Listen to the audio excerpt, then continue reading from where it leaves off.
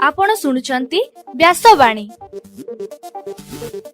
जनगण मन अधिनायक जय हे भारत भाग्य विधाता।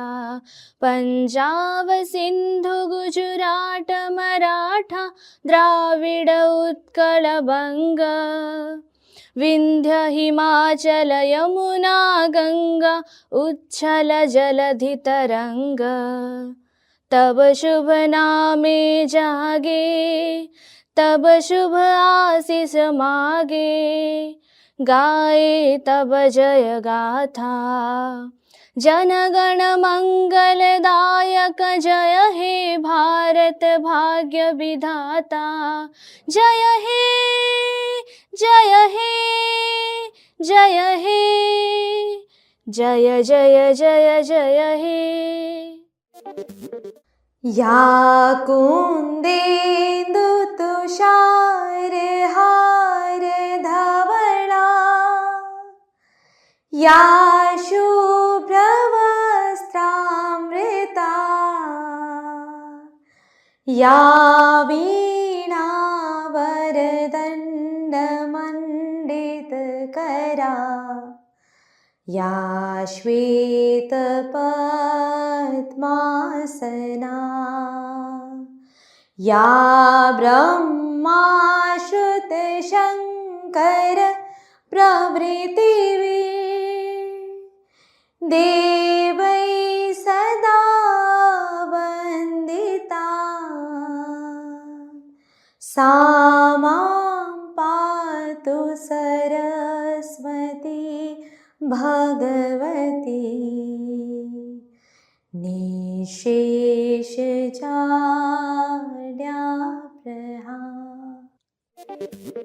नमस्कार, व्यासवाणी खबर सहित मु शुभश्री। प्रथमे मुख्य खबर। फकीरमोहन विश्वविद्यालय मानवाधिकार दिवस पालित। उच्च माध्यमिक शिक्षा परिषद पक्षर युक्त 2 परीक्षा सूची रे परिवर्तन। भुवनेश्वर विमान बंदर स्थिति स्वाभाविक है। छत्तीसगढ़ जिले में 4 जन माओवादी आत्मसमर्पण। यूनेस्कोर जातीय सांस्कृतिक तालिका रे दीपावली पर्व स्थानित है। भारत और दक्षिण आफ्रिका मध्य द्वितीय T20 खेल आज चंडीगढ़ ठारे खेल एवं आगामी सप्ताहे पर्यंत सारा राज्य में प्रबल शीत अनुभूत होगा नहीं पाणीपाग विभागर सूचना। एबे संपूर्ण खबर। फकीरमोहन विश्वविद्यालय रे गतकाली सामाजिक विज्ञान विभाग पक्षर मानवाधिकार दिवस पालित हो जाइछि। कुलपति प्रोफेसर संतोष कुमार त्रिपाठी एथिरे मुख्य अतिथि भावे जोगदे सभापतित्व करथिले। एही कार्यक्रम रे सम्मानित अतिथि भावे स्नातकोत्तर परिषद अध्यक्ष प्रोफेसर भास्कर बेहेरा उपस्थित थिले। केंद्र युव और सामाजिक उन्नयन सह संस्थापक जगदानंद मुख्य अतिथि एवं ओडिशा उच्च न्यायालय आईनजीवी प्रभु प्रसन्न बेहेरा मुख्य वक्ता भावे जोगदे निजर वक्तव्य प्रदान करथिले।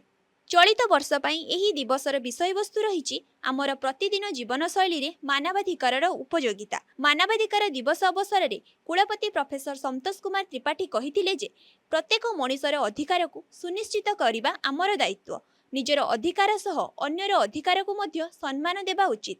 परिशेष रे सामाजिक विज्ञान विभागर छात्र छात्री द्वारा एक क्षुद्र नाटक परिवेषण करा जायथिला। एही कार्यक्रम को मनोविज्ञान विभागर सहकारी प्राध्यापक शशांक शेखर गडनायक संयोजना करथिले। सामाजिक विज्ञान विभागर मुख्य डॉक्टर पवित्र मोहन नायक अतिथि परिचय प्रदान करथिबा बेले राजनीति विज्ञानर सहकारी प्राध्यापिका प्रियंवदा पलाई धन्यवाद देथिले। आसंता वर्ष फेब्रुआरी 18 तारिखरु युक्त 2 परीक्षा आरंभ हेबो। एथिपाई परीक्षा सूची प्रकाशित हो सारिथिबा बेले ओडिशा उच्च माध्यमिक शिक्षा परिषद पक्षरु एही सूची रे सामान्य परिवर्तन करा जायछि।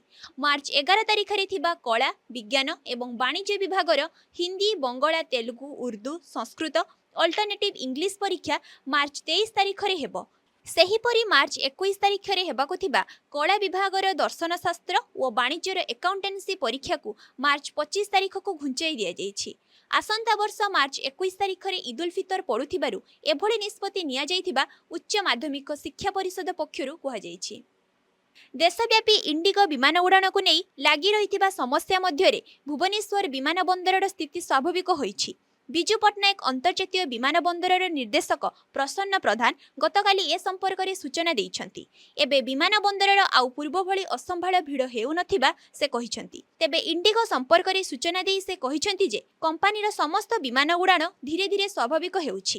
ବିମାନ ଉଡ଼ାଣର ବାତିଲ ସମ୍ପର୍କରେ ଯାତ୍ରୀମାନଙ୍କୁ ଆଗୁଆ ସୂଚନା ଦିଆଯାଇଛି ଏବଂ ବାତିଲ ବିମାନର ଭଡ଼ା ଯାତ୍ରୀମାନଙ୍କୁ ଫେରାଇ ଦିଆଯାଉଛି ବୋଲି ସେ କହିଛନ୍ତି। ଛତିଶଗଡ଼ର କାଙ୍କେଶ୍ୱର ଜିଲ୍ଲା ପୁଲିସ ନିକଟରେ ଗତକାଲି 4 ଜଣ ଦୁର୍ଦ୍ଦାନ୍ତ ମାଓବାଦୀ ଆତ୍ମସମର୍ପଣ କରିଛନ୍ତି। ଏମାନଙ୍କୁ ଧରାଇ ଦେବା ଲାଗି ଛତିଶଗଡ଼ ସରକାରଙ୍କ ପକ୍ଷରୁ 23 ଲକ୍ଷ ଟଙ୍କାର ପୁରସ୍କାର ରାଶି ଘୋଷଣା କରାଯାଇଥିଲା। ଏହି ମାଓବାଦୀମାନେ ସମାଜର ମୁଖ୍ୟ ସ୍ରୋତକୁ ଫେରିବା ଉଦ୍ଦେଶ୍ୟରେ ଆତ୍ମସମର୍ପଣ କରିଥିବା କହିଛନ୍ତି। ଏଠାରେ ସୂଚନାଯୋଗ୍ୟ 2009 ମସିହାରେ ଛତିଶଗଡ଼ର ମଦନୱାଡ଼ାଠାରେ ମାଓବାଦୀମାନେ ଏକ ଶକ୍ତିଶାଳୀ ବିସ୍ଫୋରଣ ଘଟାଇଥିଲେ। ଏଥିରେ 29 ଜଣ ଯବାନ ଶହୀଦ ହୋଇଥିଲେ। ଏହି ଘଟଣାରେ ଆତ୍ମସମର୍ପଣ କରିଥିବା ମାଓବାଦୀଙ୍କ ସମ୍ପୃକ୍ତି ଥିବା ନେଇ ପୁଲିସକୁ ସୂଚନା ମିଳିଥିଲା। ଆଲୋକର ପର୍ବ ଦୀପାବଳିକୁ ବିଶ୍ୱର ଏକ ବଡ଼ ମାନ୍ୟତା ମିଳିଛି। ଜାତିସଂଘର ୟୁନେସ୍କୋ ଅନ୍ତର୍ଗତ ଜାତୀୟ ସାଂସ୍କୃତିକ ଐତିହ୍ୟ ତାଲିକାରେ ଭାରତର ମହାନ ପର୍ବ ଦୀପାବଳିକୁ ସ୍ଥାନିତ କରାଯାଇଛି।